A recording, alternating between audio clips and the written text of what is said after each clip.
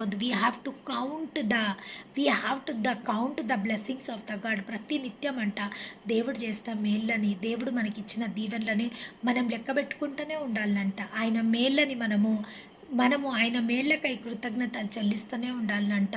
ఆయన ఇచ్చిన దీవెనలకై మనము కృతజ్ఞతాస్తుతులు చెల్లిస్తూనే ఉండాలంట. ఇది ఒక విశ్వాసికి కంపల్సరీ. ఈరోజు ఒక మేలు పొందుకున్నాము, అయిపోయింది, ఈరోజు మనం సాక్ష్యం చెప్పేసినాము, ఈరోజు అయిపోయింది అని కాదు.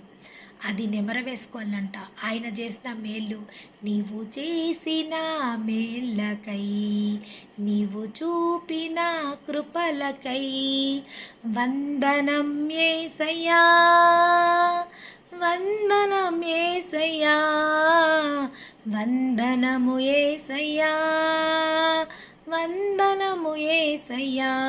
అవును, ఆయన చేసిన మేళ్ళకై, ఆయన చూపిన కృపలకై ఎల్లవేళలా మనము